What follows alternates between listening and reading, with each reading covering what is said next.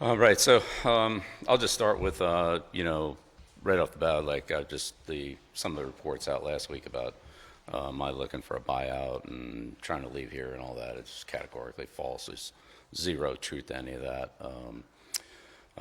Glad I'm here. We're working towards our goals and the process.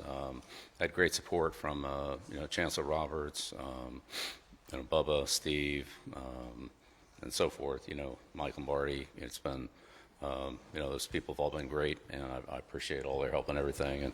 And we just believe very much in the process. Kind of like Bill Walsh said, the score will take care of itself. And I've always believed that. You just got to keep working and grinding away, and that's exactly what we're doing. So, we had a good week last week on the field. A lot of improvement individually, both physically and from a football fundamental standpoint, and by units, obviously, guys that work together, offensive line, DBs, punt team, and so forth. So, we're a team of teams, and all those teams are all striving to be the very best that they can in the unit that they represent. So, looking forward to really turn our focus full speed ahead here towards Cal. This is a program that has some similarities to us. I've certainly coached against and worked with Coach Ron Rivera out there as the general manager. Coach Wilcox is a very good defensive coach. They do an excellent job, and they've had some impressive games this year. It's a good win for them against BC. Some of their key players, stepped up for them and made some impressive plays.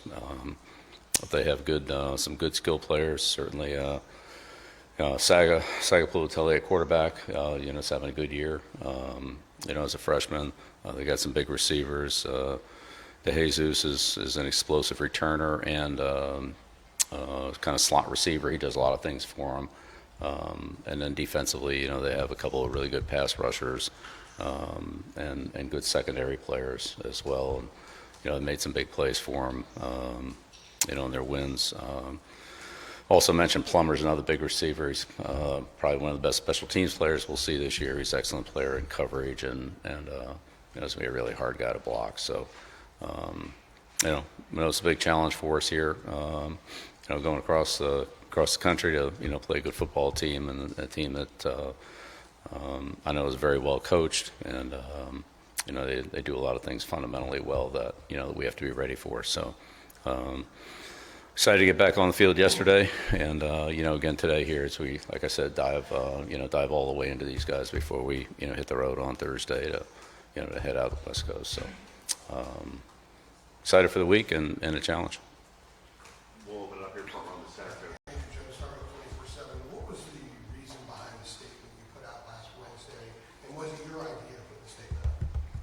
Yeah, just for clarification, I mean, there was a lot of things that, some things that were reported that were just, factually totally inaccurate, and so I want to make sure we cleared those up. And it was your idea to put it out because Paul also released a statement at the same time? Is it something? Yeah, it was a joint. Yeah, it was joint. Yes. Second row left, Coach. Hey, Coach Pat Walter, WRAL. Last week, myself, others around the country reported that there was divided locker room culture issues within the program.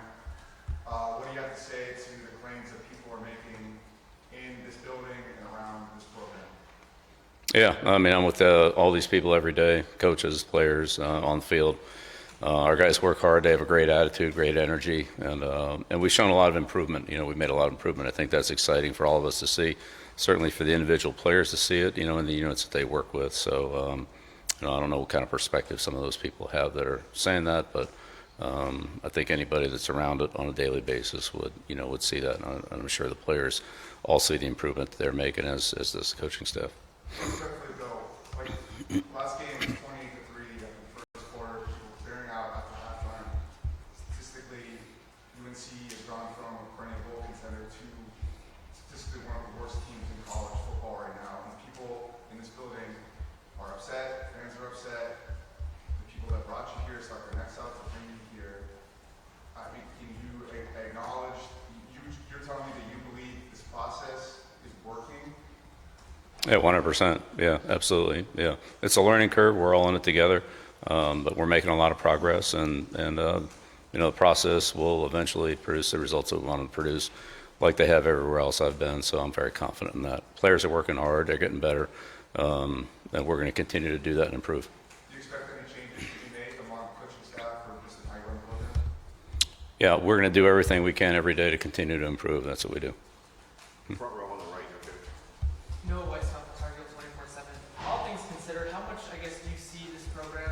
Is it in a rebuild, or I guess, what is your vision for the program right now? Is it a rebuild? Again, where we are right now is where we are, and we're working hard every day to get better, and we're getting better. Obviously, there are other components to it in terms of recruiting and so forth that will all come into play later. But right now, our team is committed to having its best week of practice, going out there and playing well against Cal. We're 2-3, and we're trying to get back on track, and that's what we're working to do. Right next to the coach. Hey, Coach Vince, after the reporters on the side, what measures are you taking to ensure the team remains united despite all the distractions going on in the program? Yeah, well, again, what I see out there every day is guys ready to practice, practicing hard, preparing well, and getting better. I think the team is obviously we're all a little frustrated in the results, but the only thing we can do is continue to work and improve, and that's what we're doing. Guys have a good attitude, and they're in here working every day, and as I said, we've made a ton of progress, both physically, in our strength, speed, stamina, all those things, and in terms of our execution on the field. But obviously got off to a slow start against Clemson, and it's not the way to win, but we'll hopefully play better and at the beginning of the game stay competitive and start winning. And throughout the week, what have you seen from the players' reactions to everything, and how do you get them to kind of manage all that? Because I know college kids are different from professional athletes, and is there a change in approach how you do that? Yeah, what I see is what I see. I'm just telling you what I see. Our team comes in, they work hard, they're well prepared, they go out there and practice hard, and they get better. So that's what we're going to keep doing. That's all I can tell you. Center, third row, coach. Obviously, we've had market success at the NFL level and wanted to bring a lot of that experience to this program, but there is a much different landscape within college football than the NFL. Do you feel like you made some mistakes and just some assumptions maybe that you made early that you wish you could kind of go back and change now, or things that you'll do different as you move forward than when you first got here? Yeah, we evaluate everything we do on a regular basis, whether it be weekly or at the end of spring football or at the end of a recruiting cycle or whatever it is, midseason here, and so forth. So yeah, we're always looking to improve, like self-analysis, and also analysis of the team and the program, what we can do better. But we're always looking to get better. Like that'll never change, and it's always been that way for me. So it's Your evaluations thus far, and you say like, you probably didn't have that exactly how you wanted. Yeah, honestly, I've never had a season or a week or a game where that wasn't the case. There are always things we can do better, and it's always things that we are trying to find a better way or a more efficient way to do them. So that'll never change. Left, second row, Brian. Yeah, Bill, Brian Murphy, Yeah. WRAL. I know Michael's here, but the process of evaluating talent and bringing talent into the program, there's been a lot of stories about that process, especially at the beginning, before the spring portal. Do you get a sense that the way you guys are putting this team together needs to change as we move forward? And we've talked about bringing in 40 new players, but that transition from pro to college and Talking about before the spring portal, going back to December. 70 new players, there's been reports. Yeah, look, when we got here, we had 3 defensive linemen. I mean, you can't practice with 3 defensive linemen. We went out and signed a lot of players. We signed players who didn't have offers or offers that they didn't want that were still, that it kind of, let's call it, slid through the cracks in terms of the recruiting process. We signed players in the transfer portal that were available. We were late in the running on a lot of them. We were late on in relationships. We were late on it in contacts, and we ran out of time. We did the best we could. I think Michael and his staff did a great job of upgrading the roster, and then it was upgraded again in the spring after spring ball. And I mean, our football team's a lot better than what it was at the end of spring ball. I can tell you that. I think that in terms of the opportunities we had, could we have done some things, going after some different players or whatever? I'd say we got the ones that we got, and there were others that we were after that we didn't get. But when you come in late on the recruiting end and on the portal end, we had a better chance in the second portal than we did in the first portal. And I think the results of that speak for themselves. Like, those are some of our best players. So. Is that one area you think you'll change the way you do business moving forward? Well, I think we'll take advantage of every opportunity we have to improve the team, whether that's in the recruiting or whether it's in transfer, or most importantly, in developing the players that are here. Like that, this is a developmental program, like every program is that I've ever been a part of. The idea is to get our players and get them better, get the best ones we can, and then the ones that are here, work hard, coach them, and let them improve. But in terms of bringing in new players, I would say based on what the roster was when we got here, I think we did the best that we could. Could it have been better? Well, we did the best we could. Right next to the coach. Coach Kersley from WRAL, you mentioned a couple times the improvements and progress that the team's made. I just want to know, what are those improvements specifically, and how do you expect that to play out? How do you grade that for this Friday night? Yeah, well, look, again, everybody's most interested in the final score, and I'm at the top of that list. But again, it's a process. Coach Saban's talked about it, Bill Walsh has talked about it, I've talked about it. You build a culture, you build a program, and eventually the results will, they'll come. So when will that happen? Hopefully as soon as possible. But, I saw that in Cleveland. I saw it with the Giants. I saw it certainly at New England.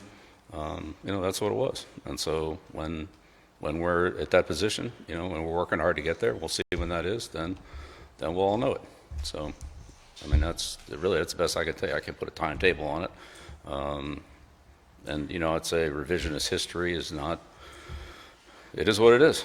We looked at what we did. There's sort of some things we could do better going forward. Sure, of course. Just like anytime you go through something a second time. But again, from where the team was when we got here to where it is now, we made tremendous improvements in our speed, our strength, our explosiveness, with really relatively few injuries. Very few, to be honest with you. And so, therefore, those players have all improved, and they've improved on the football field. And there'll be a score change at some point here, hopefully this weekend. Front row left. Bill Absmith in South Carolina.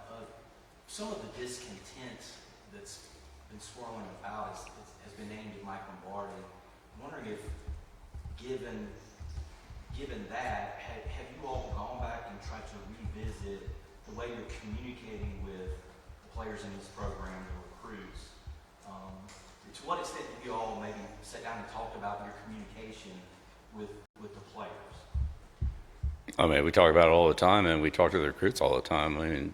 Mike talks to the recruits and their families and their parents on I would say weekly basis. We talk to the recruits every week. As a staff, we call our recruits, our commits, some other players who are still, let's say, in some degree of not committed. We do that on a regular basis. So, not really sure what exactly you're referring to. We can't do it full time because we're trying to coach team, get ready for games. But every single week we talk to our commits and other recruits, both in 26, 27, and in some cases in 28 classes. I was out this weekend. I saw a number of players, a couple of high school games, same thing 2 weekends before, where I saw players who had made commitments to us and other players, I said, who were in some state of decision making, let's call it. And so we're all active doing it. The coaches are active, but as far as the phone calling and communication with our players and our recruits and their parents and their coaches, we do a lot of that. And we've had numerous kids. I'd say I don't know the exact number, but I'd say over half have been at our 3 home games this year.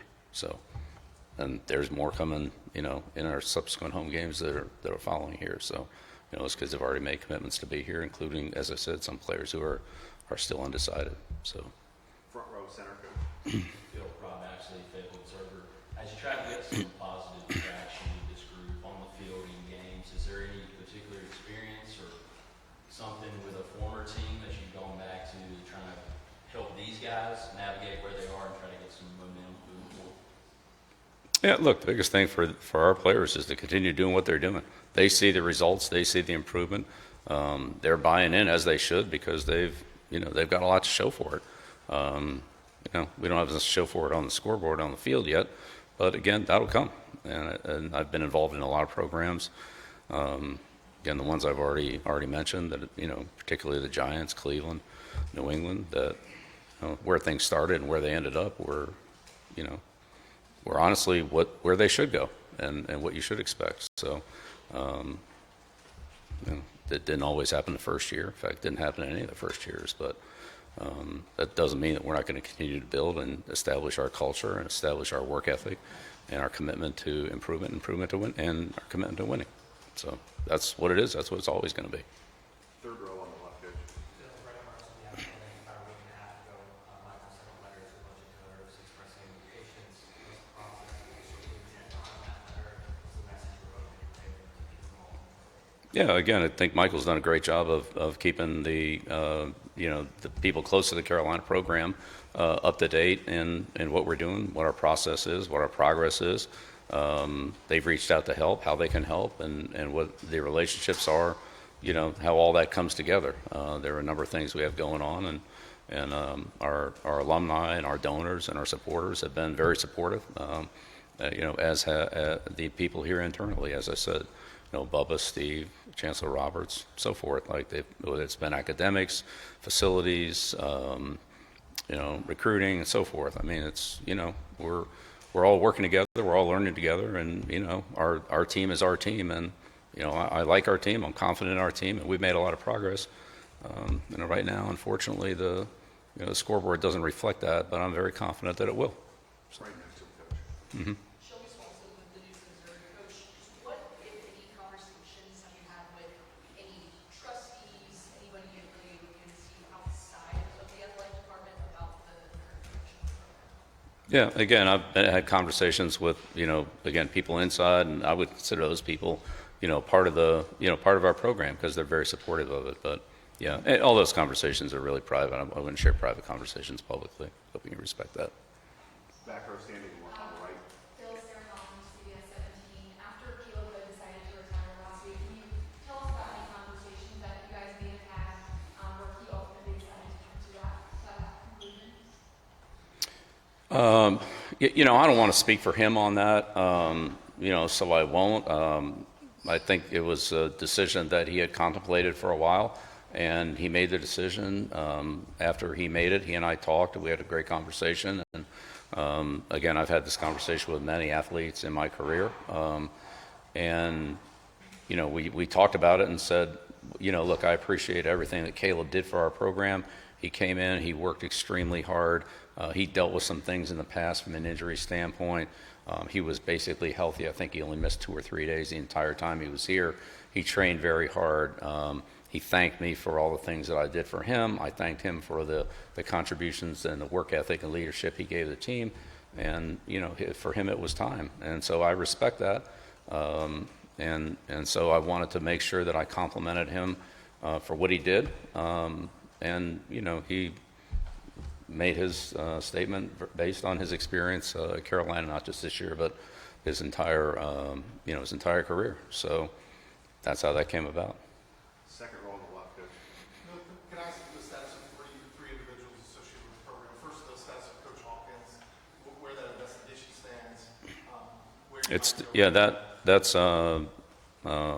being handled internally. It's being looked at and reviewed, and I really don't have any comment on it because I'm not reviewing it. Quarterback Gio Lopez was involved in a car accident before the season opener. I know he was taken to the hospital. Did that play any role in his health early here in the season, and what is his status moving forward? No, he didn't miss any practice time, and he was healthy to do everything that we asked him to do. And then Thaddeus Dixon suffered an injury that some have said could be a long-term injury in the last game against Clemson. Do you have any update on his status? He won't be. Yes, he won't be available this week. He'll be at least a couple more weeks. I'm not sure exactly how that's going to turn out. We'll just take it day by day or week by week here for a couple weeks and see. But Thad was certainly one of our best players. Trained very hard. Was one of our team captains. Gave a lot of leadership to the team. Is one of our most experienced and oldest players. He's played a lot of football. Seen a lot of football. So. It's a tough injury for him, especially kind of a non-contact. When he landed, it kind of hit in a weird place, and so it was not like I don't want to say normal injuries, but it's kind of different. And but you know, I've seen him. I've talked to him. He's a great competitor. He's already bouncing back, and we'll see what happens. Third row on the right here, Brian, going on the daily player, 5 games in, is this where you expected things to be? Is the process that kind of year to year take longer? Yeah, I never have expectations. But my expectations are to have good days, string good days together, and go out and compete at our highest level. And so we're always striving for that. So I'm not going to make predictions or have expectations other than on a daily basis to achieve what we hope to achieve that day. And we always fall short of it. There's never perfection, but that's always your goal. And you try to come back the next day and move to a higher level. And that's what we've been doing since we arrived here. Well, that was the off-season training program, spring ball, training camp, and our daily practices out there. So we're going to continue to do that. back row on the right.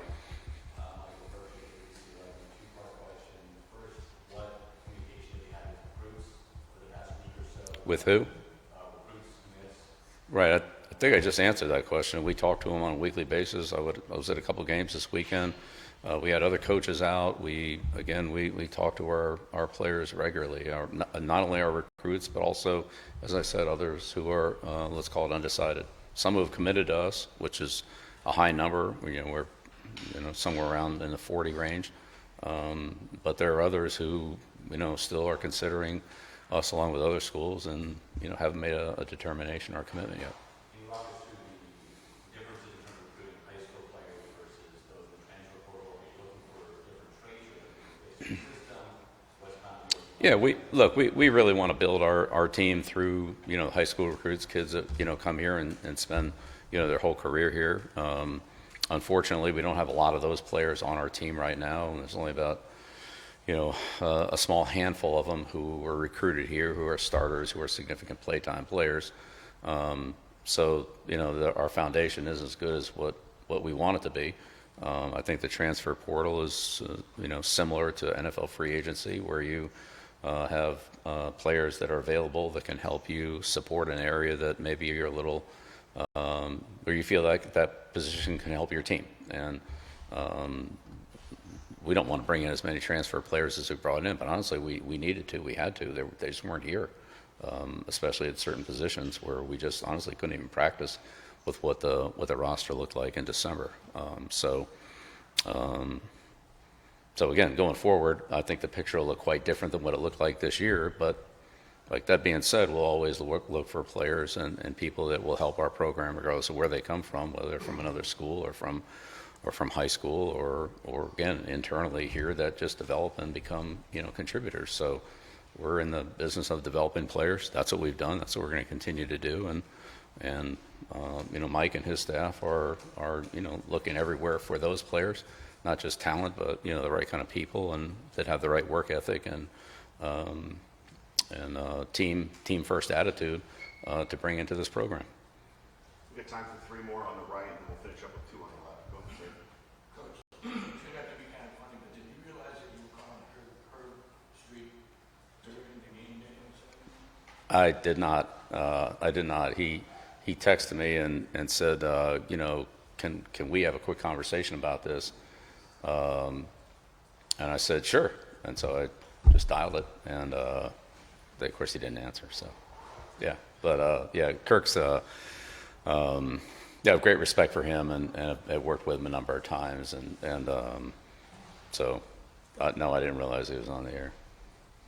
Yeah, no problem. Go ahead. Hi, I'm Kristen Severs. I run the documentary unit at WRAL. I remember when you announced the PD officers, there was a lot of excitement about that. Who scrapped that project and why? It's still a work in progress, and we're working through a few logistics on it. So no real update at this time, but there will be something. Mm-hmm. And then I hope that doesn't compete with yours, but. the last one. Sean Gallagher at WRAL. A lot of the criticisms of the last week have come from anonymous sources, people who fear retaliation from your program for speaking out about their experiences. What do you say about these anonymous sources who are speaking out about their experiences with their program? And are you looking for a leak? Yeah, well, again, we're always looking to improve and upgrade anything that we're doing. So, again, I talk to, everybody on a regular basis, our staff, our players, captains meetings, and other people involved with the program. If there's something we can do to improve it and upgrade it, then, we're going to consider it and act on it if we feel like it's a positive step. So, we're always looking to do that. Do you have an issue with people speaking out, not naming that it is them speaking anonymously? Well, I mean, some of those, as I mentioned at the beginning here, some of those are not not credible. So, I think it's up to you to decide which ones are and which ones aren't. But, when those stories come down 2 days after they're posted, I mean, you have to decide how valid they are. That's your job. You mentioned the buyout talk not being credible. You talked ridiculous earlier. Is there anything else off the top of your mind that you can refute? Yeah. Again, it is what it is. You guys have your job to do, and, I'm going to do mine the best I can. So just leave it at that. Thanks, everybody. All right. Appreciate it. Thank you. Thank you, Phil.